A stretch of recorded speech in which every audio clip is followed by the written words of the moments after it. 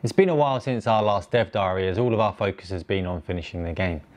With the release of Hellblade: Senua's Sacrifice now imminent, this will be our last dev diary before launch.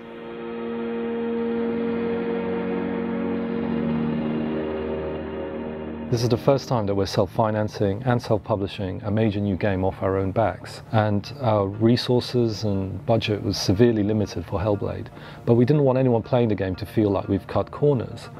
And we knew it would be a fight to get this game done to the quality we wanted, but we didn't really quite anticipate just how hard it would be. We've got a really good chance with this, and the platforms are really excited about it. I think we've got some cool things going on marketing-wise, so nothing's guaranteed, but certainly what we're aiming for with this is doable and it's realistic. So a few months back we hit alpha, which meant that the game experience was complete but unpolished.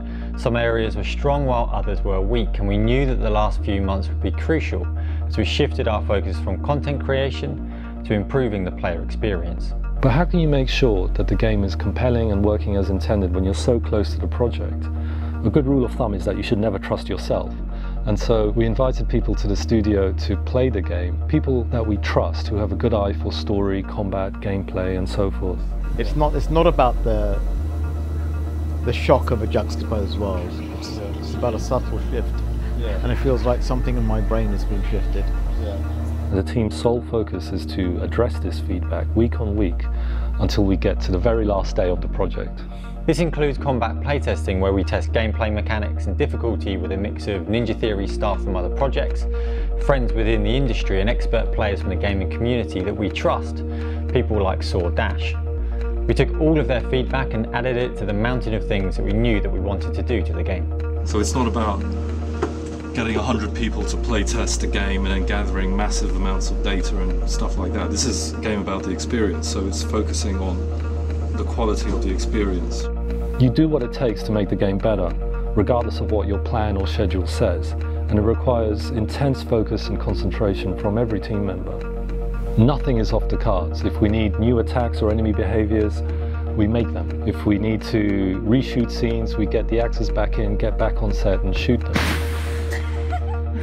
Or if we need to completely redesign a section of the game that's not working, we dive in and we do just that. Fear and desperation can set in, but you have to keep reminding yourself that there's no point finishing a game unless it's the game you intended to make. At the same time, there's a massive optimization and debugging effort going on. Getting the game to run at a good frame rate, to fit in memory, and fixing bugs and crashes is an ongoing effort that takes the best part of a year, involving most of the same team members.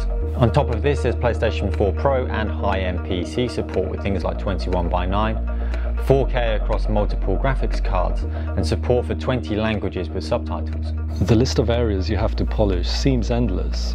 Combat, traversal, puzzles, animation, cinematics, audio design, music, VFX, story. It just goes on, and it can feel overwhelming. But you have to keep your cool, focus on one area, polish it, move on to the next, focus, polish, and you just keep going until you just can't go anymore. And with Hellblade, there was an additional factor that was essential for us to get right. For over 2 years, we've been collaborating with mental health professionals and people with lived experience of psychosis. We showed them a near-final version of the game to get their final feedback to ensure that we weren't misrepresenting them in the experience. We took all of their final feedback and added it to the list. It also inspired us to create a 25-minute documentary feature on our collaboration, which is included in the game. Who's that? The final step is to prepare your game for submission for PlayStation and for PC. Sony in particular have very strict technical guidelines that you have to adhere to, and we planned for 3 submissions. The first one bounced back due to technicalities, so we fixed these and submitted a second time. That again bounced back, and we had our third and final time to submit and pass, otherwise we would miss our ship date. Thankfully, we passed. We hope to prove that the industry still has room for developers like us, who want to make smaller, more creatively driven high-end games in genres that AAA publishers have abandoned. But to do so, we have one more battle to fight, and that is to get the word out there. And so from here, we are counting on your support. Thank you.